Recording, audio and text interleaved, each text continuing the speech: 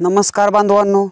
तर प्रथम मराठ्यांचे क्रांतीसूर्य स्वर्गीय अण्णासाहेब पाटील यांना प्रथम विनम्र अभिवादन करून आज आपल्या काही त्यांचे सुपुत्र आहेत अण्णासाहेब पाटील यांनी मराठा आरक्षणासाठी बलिदान दिलं। सर्वात अगोदर मराठा आरक्षणाची मुहूर्तमेढ ही अण्णासाहेब पाटलांनी रोवली आणि त्यांचे सुपुत्र आता जरांगे पाटलावरती अनेक टीका करत आहेत। तर त्या टीका काय करत आहेत ते आज आपण पाहूया। तर सर्वात अगोदर असं टीका करत आहेत की खूप दिवसापासून टीका करत आहेत की जरांगेंचा बोलवता धनी कोण, जरांगेंनी महाविकास आघाडीकडून सुपारी घेतली, त्यानंतर जरांगे पाटलांचे आंदोलन हे भरकटलेलं आहे, जरांगेंनी फडणवीसावरती काही बोलू नये, त्यांनी तोंड बंद करावे, असं अनेक टीका हे नरेंद्र पाटील हे अण्णासाहेब पाटलांचे सुपुत्र असं अनेक टीका हे जरांगे पाटलावरती करत आहेत।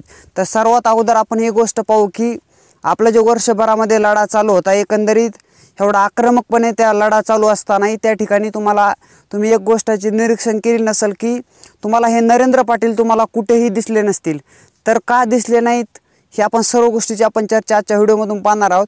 तर सर्वात अगोदर अनेक हिदून मागे जे मोर्चे व्हायचे तर त्या अनेक मोर्चामध्ये नरेंद्र पाटील हे असायचे आणि नरेंद्र पाटील असं बोलायचे की आम्हाला मराठा समाजाला जर आरक्षण नाही दिलं तर आम्ही आमच्या पोटाला बॉम्ब लावू आणि ह्या सरकारला उडून टाकू, आम्ही सरकारला ह्या मारू, असं अनेक वक्तव्य ही नरेंद्र पाटील करायचे। पण आता सध्याच्या काळात ही आता नरेंद्र पाटील सध्या हे म्हणजे सरकारच्या पदराखाली आहेत आणि सरकारच्या म्हणजे त्यांच्या पदराखाली बसून त्या ठिकाणी आपलं गपगुमानं त्या ठिकाणी जसं सरकार आदेश देईन तसं हे काम करायचं काम हे नरेंद्र पाटील करत आहेत।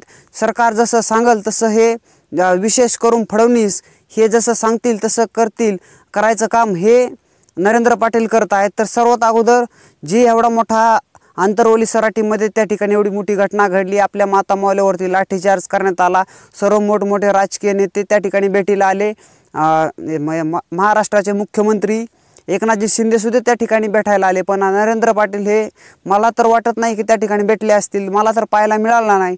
तर हे का मिळालं नाही कारण आता एकंदरीत 58 मोर्चामध्ये काय व्हायचं सांगतो तुम्हाला की एकंदरीत ज्यावेळी समाज मोर्चा घेऊन जायचे तर त्यावेळेस काय व्हायचं की नेतृत्व हे करताना नरेंद्र पाटील असायचे।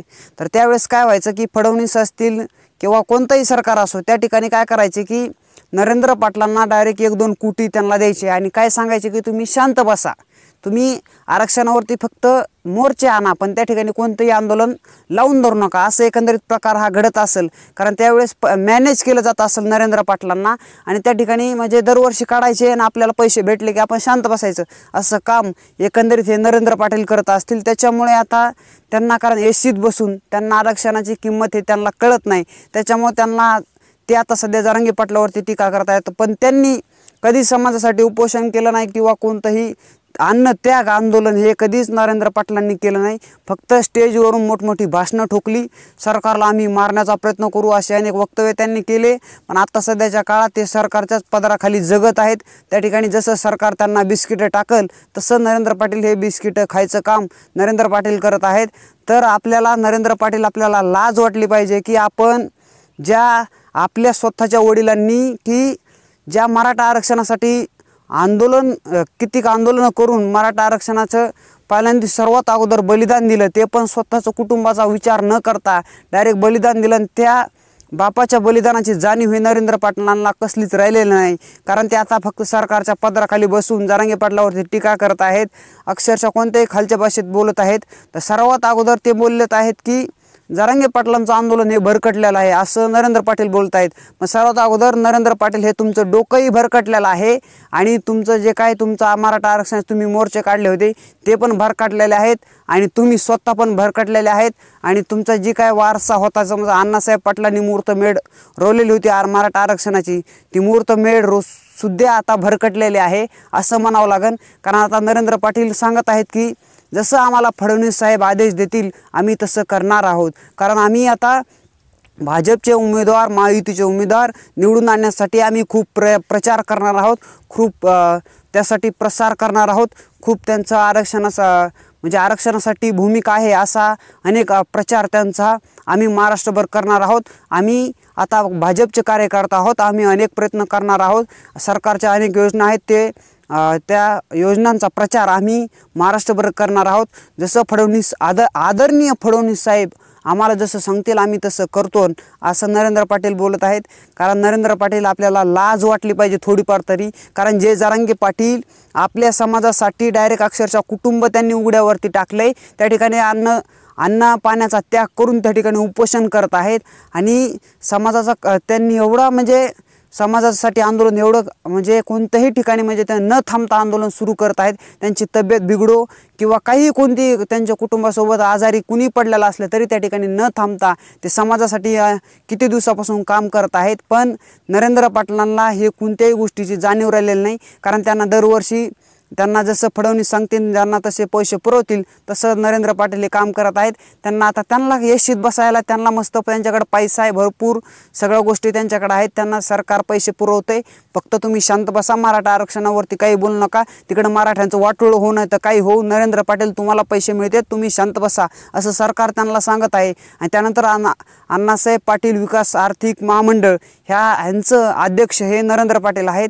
तर आता नरेंद्र पाटील असं बोलत आहेत की आम्ही 1 लाख उद्योजक आम्ही मराठा समाजाचे बनवले आहेत आणि त्यांना खूप लाभ मिळालेला आहे, त्याच्यामुळे मराठा समाजाला आरक्षणाची गरज नाही असं नरेंद्र पाटील बोलत आहेत। तुम्हाला लाज वाटली पाहिजे नरेंद्र पाटील। डायरेक्ट जर तुम्ही समोर आला ना, मराठा समाजाचे लोक तुमच्या तोंडात शेण घातल्याशिवाय राहणार नाही, कारण आपल्याला थोडीफार सुद्धा बापाच्या बलिदानाची जाणीव हे नरेंद्र पाटलांना थोडीफार सुद्धा राहिलेली नाही। कारण 1 लाख तुम्ही उद्योजक बनवले त्याबद्दल तुमचं अभिनंदन आहे, आम्ही तुमचा आदर करतो। कारण तुम्ही जे मराठ्यांचे क्रांतीसूर्य अण्णासाहेब पाटील आहेत त्यांचे तुम्ही सुपुत्र आहेत, त्याबद्दल आम्ही तुमचं अभिनंदन करतो। पण तुम्ही जर मराठा समाजाचा वाटोळ करण्याचा जर प्रयत्न करत असाल तर आम्ही शांत बसणार नाही, कारण तुम्ही युवा उद्योजक केले त्या ठिकाणी आम्ही तुमचं त्याबद्दल आभार मानतो। पण त्या ठिकाणी जर आता तुम्ही एखाद्याला कर्ज दिलं, समज त्या ठिकाणी तुम्ही 1 लाख कर्ज दिलं आणि त्यांनी समज एखादा उद्योग टाकला तर तो जर उद्योग त्या ठिकाणी चालला नाही आणि तो लॉसमध्ये गेला तर त्या मुलांनी नेमकं काय करायचं, जीव द्यायचा का फाशी घ्यायची का काय करायचं? जर मुलांनी जर उद्योगच चालला नाही किंवा लॉसमध्ये गेला त्या ठिकाणी त्याला खूप मोठा तोटा आला तर तुमचं कर्ज कुठून फेडायचं आहे त्याने आणि कुठून तुमचे पैसे द्यायचे? तर नरेंद्र पाटील काही पण उगाच तुम्ही बोलू नका, बरळू नका। तुम्ही उद्योजकासाठी कर्ज देताय त्याबद्दल आम्ही तुमचं आभार मानतो, पण विनाकारण मराठा समाजाचे वाट लावायचं काम नरेंद्र पाटील करू नका। कारण तुम्हाला जर आरक्षणाविषयी तुम्हाला जाण नसेल, तुम्हाला आरक्षणाची गरज नसेल तर तुम्ही शांत बसा, घरी गप गुमाने खा। कारण तुम्हाला सरकार जसं पैसे पुरवतंय ते पैसे नोटा नुसत्या घरी खायचं काम नरेंद्र पाटील करा, पण मराठा समाजाचं जसं वाटोळ होईल यासाठी तुम्ही प्रयत्न करायचं जर काम करत असताल तर आम्ही मराठा समाज शांत बसणार नाही। कारण आम्ही का शांत इतके दिवस आहेत, मराठा समाज का शांत आहे? कारण अण्णासाहेब पाटील यांचे तुम्ही सुपुत्र आहेत, ह्याबद्दल आदर करतायत म्हणून मराठा समाज शांत आहे। पण तुम्ही मराठा समाजाच्या डोक्यावरती बसायचं काम नरेंद्र पाटलांनी केलंय, त्यामुळं आम्ही मराठा समाज हा शांत बसणार नाही। आणि नरेंद्र पाटील आता मराठा समाजाला पूर्णतः बेईमान झालेले आहेत, कारण इतक्या वर्ष आंदोलन आपले यशस्वी ह्याच्यामुळे होत नव्हते, कारण नरेंद्र पाटलांना सरकार पैसे पुरवत होतं।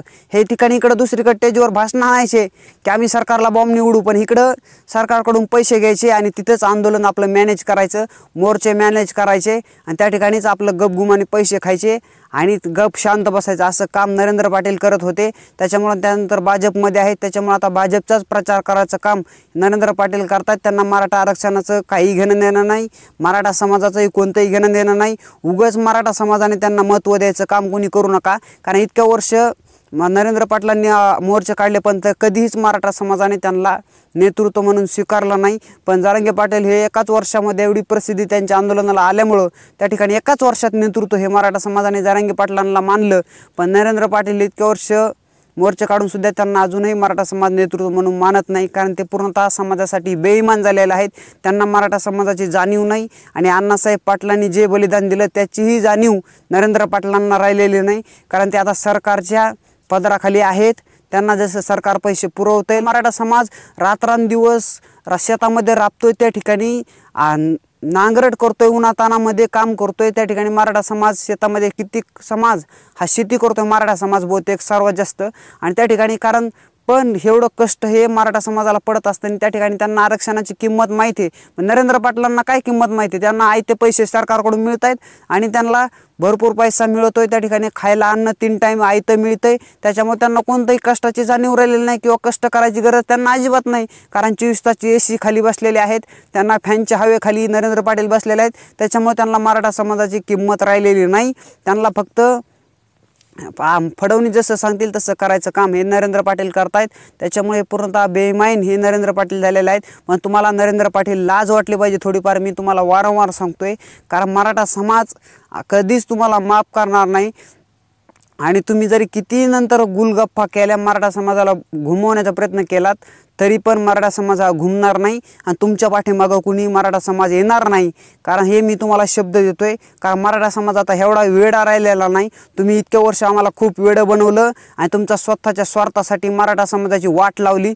पण आता मराठा समाज हा शांत बसणार नाही. कारण तुमचे आता आम्ही लाड खूप केले, इतक्या वर्ष आम्ही खूप ऐकून घेतलं तुमचं. पण आता मराठा समाज कुणी ऐकून घेणार नाही. कारण आताच मराठा समाजासाठी वाली फक्त जरांगे पाटील आहेत. तर का आहेत? कारण ते प्रामाणिकपणे लढत आहेत आणि कुटुंबाचा त्याग करून समाजासाठी लढत आहेत आणि समाजासाठी अन्न पाण्याचा सुद्धा त्याग करत आहेत जरांगे पाटील. म्हणून समाजाचं एकमेव नेतृत्व हे जरांगे पाटील आहेत. म्हणून आता नरेंद्र पाटलांनी मध्ये मध्ये बोलण्याची गरज हे नरेंद्र पाटलांना नाही.